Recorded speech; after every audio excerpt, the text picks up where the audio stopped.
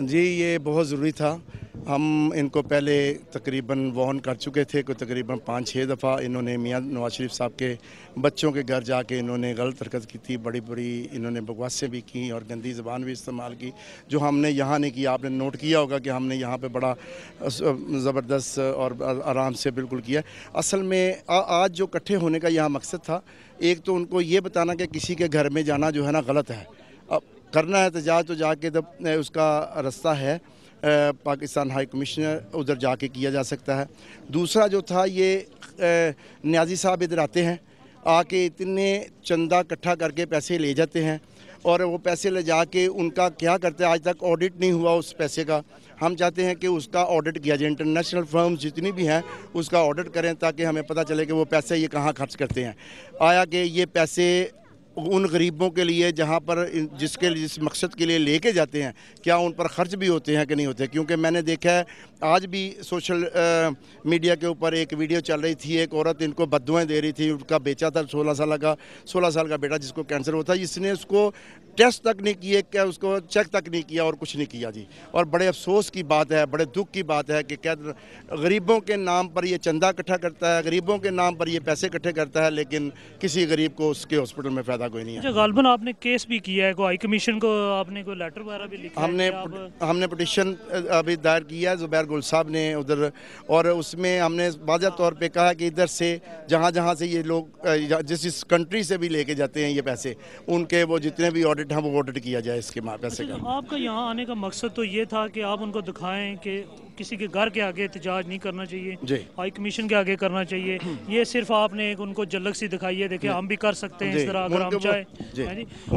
आगे जो आप आगे का क्या आपकी हिकमत अमली है, वो आपने कमीशन वगैरह की कोई अपने कायदीन को आपको कह रहे हैं कि जल्दी बनाएं ताकि ये इंतजार ना पहले वहाँ नहीं। हमारे में देखें एक ऐसा अजीम लीडर मियां मोहम्मद नवाज शरीफ साहब जिन्होंने ख़ुद को पेश कर दिया कि अगर मैं हूं तो कमीशन बना के तो उसको जो भी जैसे तुम चाहते हो नियाजी हम वैसे करने के लिए तैयार हैं।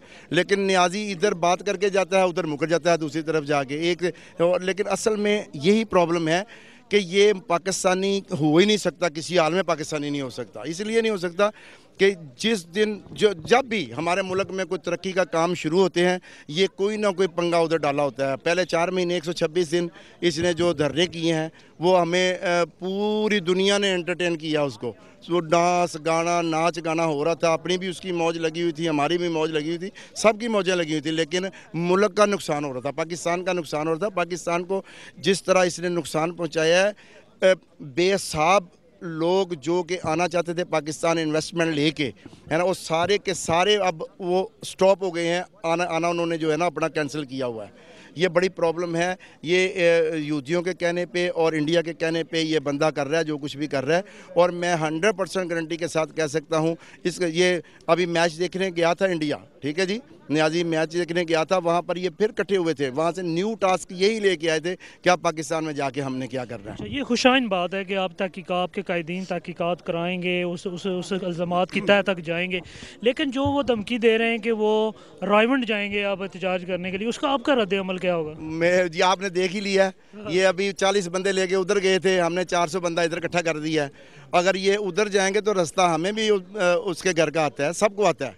हम ये 1000 लेके जाएगा, 2000 लेके जाएगा, 10,000 लेके, हम 10 लाख लेके जाएंगे अल्लाह के हुक्म से, और इसको बता देंगे कि कैसे किसी के घर जाके ऐसी हरकत की जाती है। इन एहतजाजों के दरमियान आपकी तहकीकात वगैरह कराएंगे आपके मुकाहिदीन? अल्हम्दुलिल्लाह जी हो रही है, और हर चीज़ पर हम असल में वो कमीशन 2 दफ़ा ये बंदा मुकर गया। इसने खुद कहा है कि वो FIA के वो सेडल साहब थे उनको बना रहे हैं ना, शुएब सेडल साहब उनको बना दें, फिर खुद ही मुकर गया। सुबह आके इसने कह दिया कि नहीं उसको भी मुझे नामंजूर। पता नहीं इसको पीछे से फिर किसी यहूदी ने कह दिया होगा या इंडिया के किसी रॉ के एजेंट ने कह दिया होगा कि ना खान साहब ये ना मानो, ये लोग ये मान जाएंगे और सारा काम हो जाएगा। हम चाहते हैं कि पाकिस्तान को किसी तरह ख़राब करें, पाकिस्तान तरक्की की तरफ न जाए, उसमें ये पूरा रोल अदा कर रहा है इस वक्त नियाजी।